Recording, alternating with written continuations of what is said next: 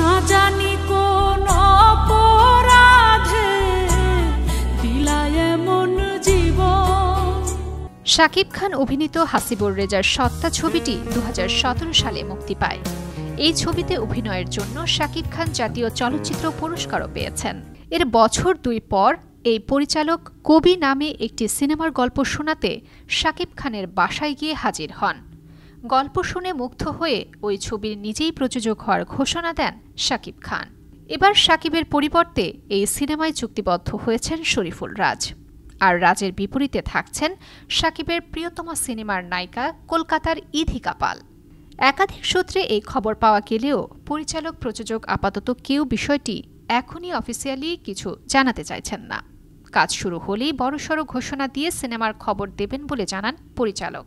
সিনেমাটি প্রসঙ্গে রাজ গণমাধ্যমকে বলেন, কাগজ কলমে কোনো কিছু চূড়ান্ত না হলে তা সম্পর্কে আমার বলাটা উচিত না।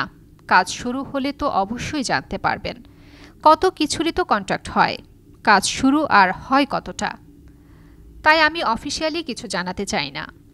তবে ইধিকা পাল তো ভালো অভিনেত্রী, একসঙ্গে কাজ করলে নিশ্চয়ই ভালো কিছু হবে। জানা যায় চলতি মাসে পরিচালকের সঙ্গে কলকাতাও যাচ্ছেন নায়ক। সেখানে গিয়েই চূড়ান্ত হতে পারে সবকিছু। কবি ছবির গল্প লিখেছেন পরিচালক নিজেই। সংলাপ ও চিত্রনাট্য ফেরদৌস হাসানের। চলতি বছরই বাংলাদেশ ও পশ্চিমবঙ্গে সিনেমাটির শুটিং শুরু হবে। ফারহানা আহমেদ, আনন্দ টিভি।